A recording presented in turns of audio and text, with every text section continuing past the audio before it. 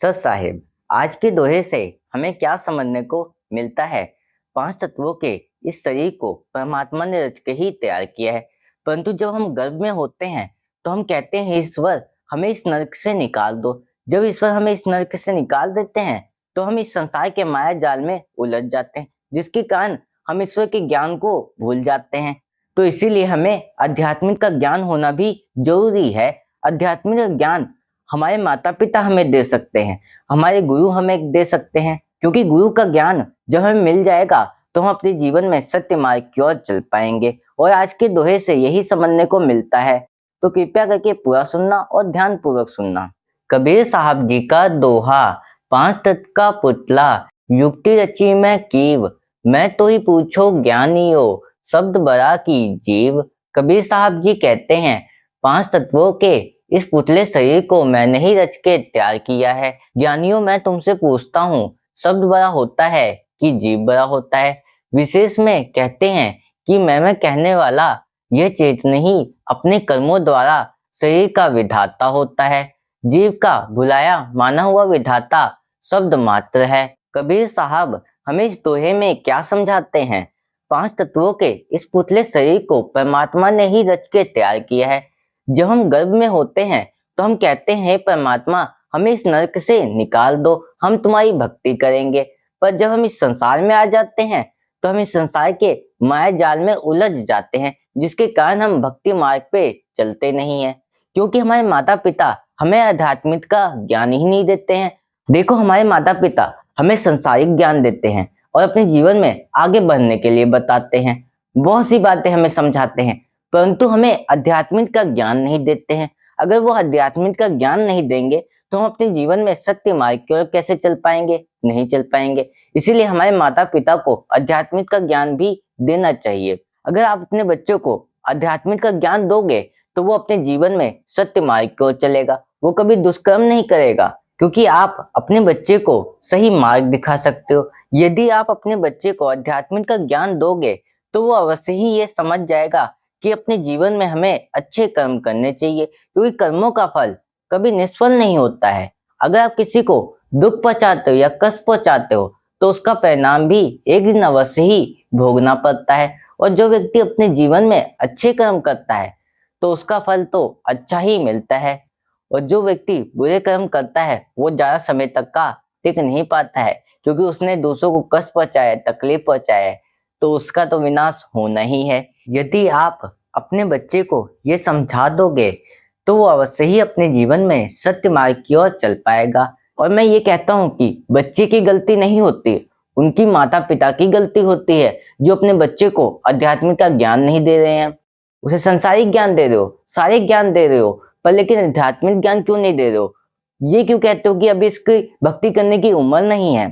भक्ति करने की कोई उम्र नहीं होती है। अगर किसी बच्चे में भी भक्ति की भावना का वास आ जाए ना, तो वो अवश्य ही भक्ति कर सकता है, वो अपने जीवन में सत्य मार्ग की ओर चल सकता है।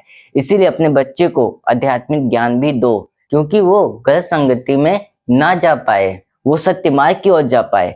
ऐसा ज्ञान आपको ही देना होगा। अगर आप अपने बच्चे को संसारिक ज्ञान दे रहे हो तो उसके साथ आध्यात्मिक ज्ञान भी दो, जिसके कारण वो कभी दुखी ना रहे, वो आपकी सेवा कर सके। ऐसा ज्ञान आपको ही देना होगा।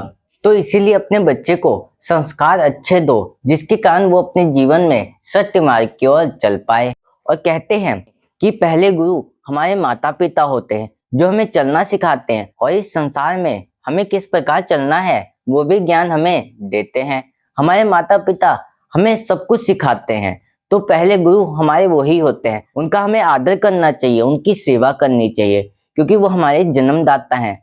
कितनी तकलीफों के बाद हमें इतना बड़ा किया है, तो इसलिए उनकी हमें सेवा करनी चाहिए। और दूसरे गुरु वो होते हैं जो हमें शिक्षा देते हैं, पढ़ना लिखना सिखाते हैं, वो हमारे दूसरे गुरु होते हैं। अगर हमें पढ़ना लिखना नहीं आएगा तो आत्मज्ञान की प्राप्ति कैसे कर पाएंगे? सही मार्ग की ओर कैसे चल पाएंगे? और हमें अपने जीवन में क्या करना है, क्या नहीं करना है, वो शिक्षा हमें कैसे मिलेगी?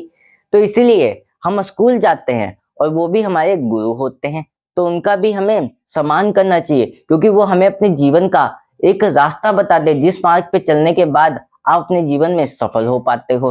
और तीसरे गुरु वो होते हैं जो हमें मुक्ति या विकास का द्वार दिखाते हैं। क्योंकि जीवन में गुरु बनाना भी आवश्यक है। अगर गुरु नहीं बनाओगे तो अपने जीवन में सत्य मार्ग की ओर नहीं चल पाओगे, और आध्यात्मिक मार्ग पे चलना है तो गुरु की आवश्यकता तो होगी, तभी आप अपने जीवन में सत्य मार्ग की ओर चल पाओगे। कबीर साहब जी कहते हैं, ज्ञानियों मैं तुमसे पूछता हूँ, शब्द बड़ा होता है कि जीव बड़ा होता है? देखो, हमें अपने जीवन में शब्दों को भी पहचानना बहुत जरूरी होता है।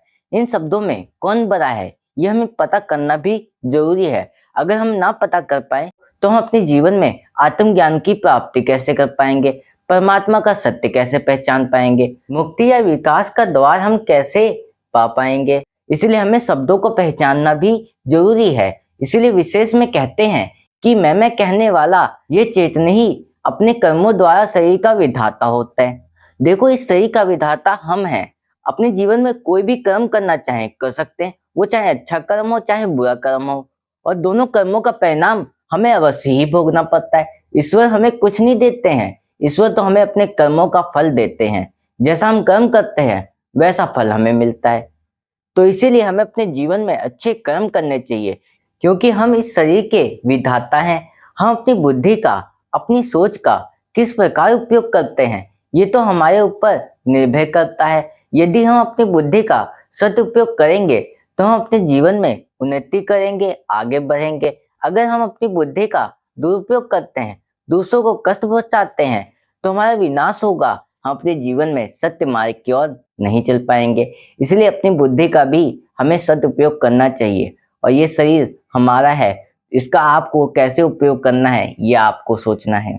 जीव का भुलाया माना हुआ विधाता शब्द मात्र है। देखो, जीव गर्भ में होता है तो ईश्वर से कहता है कि हे ईश्वर, मुझे इस नरक से निकाल दो, मैं आपकी भक्ति करूंगा, सत्य मार्ग की ओर चलूंगा। परंतु जब इस संसार में आ जाता है तो ईश्वर के ज्ञान को भूल जाता है। वो इस संसार के माया जाल में उलझ कर रह जाता है, जिसके कारण वो सत्य ज्ञान को नहीं जान पाता है। जो ईश्वर का शब्द होता है उसे वो भूल जाता है।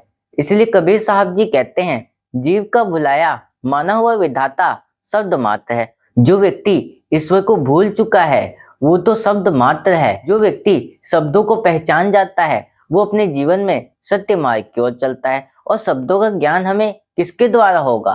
गुरु के द्वारा। क्योंकि गुरु हमें ऐसा शब्द दे देते हैं जिसके कारण हम आत्मा और परमात्मा का सत्य पहचान जाते हैं, और हम अपने जीवन में सत्य मार्ग की ओर चल पाते हैं। इसीलिए कहा जाता है, गुरु भी ईश्वर की कृपा से मिलते हैं और ईश्वर भी गुरु की कृपा से मिलते हैं। जब दोनों की कृपा होती है तभी हमारा कल्याण हो पाता है और हम अपने जीवन में सत्य मार्ग की ओर चल पाते हैं। क्योंकि अगर हमें गुरु ना मिले तो हम शब्द का ज्ञान कैसे जान पाए? क्योंकि जो व्यक्ति शब्द को पहचान जाता है वो आत्मा और परमात्मा के सत्य को पहचान जाता है, क्योंकि उससे आत्मज्ञान की प्राप्ति हो जाती है। ये तो गुरु के द्वारा ही संभव हो सकता है। इसीलिए व्यक्ति को अपने जीवन में गुरु बनाना चाहिए।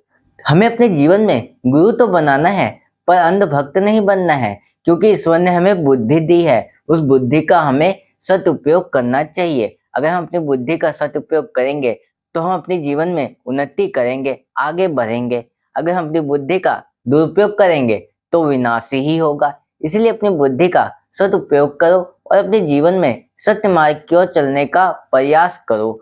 और आज के लिए बस इतना ही। फिर मिलेंगे ऐसे ही एक नए दोहे के साथ, और इस चैनल पर ऐसे ही कबीर साहब जी के रोज नए नए दोहे आते रहेंगे। उसे सुनने के लिए चैनल को सब्सक्राइब कर लेना। सत साहेब।